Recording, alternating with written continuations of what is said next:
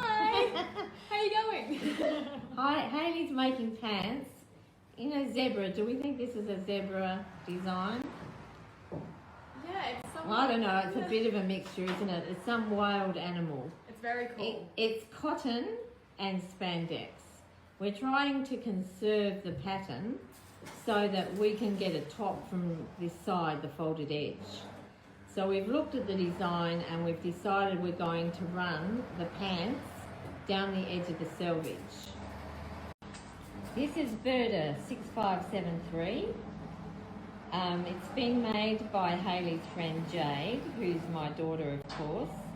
Hayley's smaller than Jade, so we're just going to take bigger seam allowances. So this is quite out there and quite wild for Hayley, so let's see how this goes. Okay, Hayley's cut out the pants. The back is very wide because it wraps to the front. We've got 4 pockets. We've got a waistband. Hayley is marking the pieces that she needs. So she's marking the dart, clipping at the top, at the waistline, where the dart is. Just a tiny clip mark, another tiny clip mark, and we've marked the darts at the bottom with a pin. We're going to copy that through to the other side. We're not tailor's tacking because we haven't got time and life's too short. Hayley is pinning her inside legs together. She looks a bit awkward, but I've made her pin the legs the way in which she's going to sew. So we are sewing from the bottom up. Hayley is pinning from the bottom up. But when she sews, the fabric's on the left of her, so we want the pins going in the right direction. She's also got a little silver measuring stick. She's doing a 2 centimetre seam because we're making this pattern slightly smaller. Okay, Hayley, we've now got 2 separate legs. So we've got 2 separate legs without the waistband bit on in the middle. So if you look closely, you can see the seam that is brought over to the front.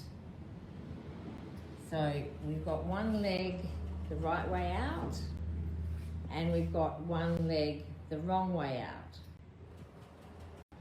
Okay, Hayley has the right side out leg inside of the wrong side out leg, so that then the crutch seam comes together at the inside leg. That's right, Hayley, you've got it right. So we're going to sew around that crutch seam, and then we're going to put the band on the front, and then we will try them on.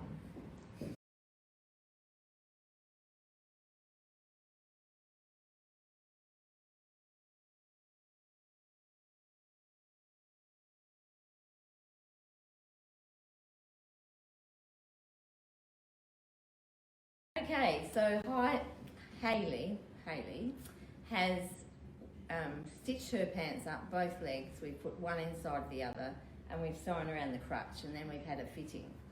So the fitting turned out to be pretty perfect, didn't it, Hayley? It sure did. So that was a fluke. So now I've made her undo the crutch seam, this one here, take the pants, separate the pants, and do the overlocking. Now with this one, we're having a zip in the back. So we then, once the inside legs have been overlocked, we have then put a bit of interfacing tape down the back seam ready for the zip to go in. I always like to do that because it makes the back seam stronger and it makes it easier for Hayley to do, hopefully, seeing as she's never put in a zip before. So then when we turn to the front, the back seam comes to the front about that far over.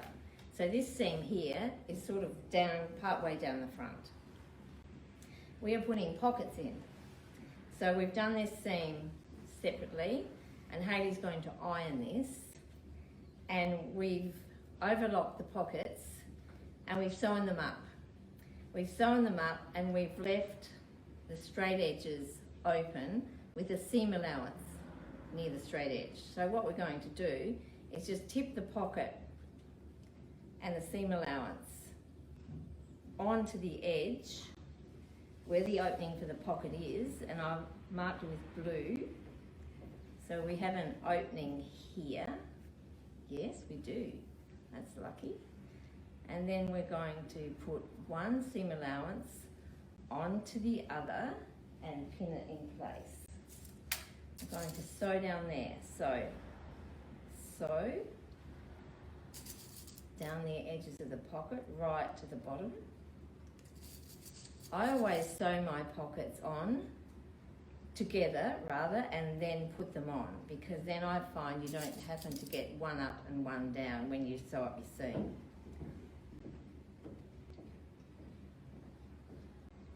So that pocket bit goes onto that side, and this other pocket bit goes onto the other seam allowance. So you sew them both on, and then your pockets are in place and stitched onto your garment. You cannot mess it up. Well, if you tried really hard, you probably could.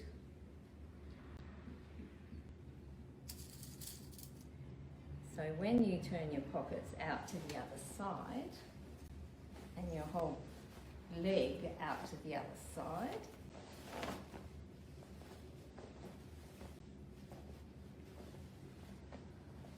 and our pockets are here, and Hayley can put her hands in. It's a bit difficult to see with this fabric, but then you can just slide your hands in there. The pocket is attached, and bingo, that's it. Finished. Thank you. Hayley has stitched the first side of the zip.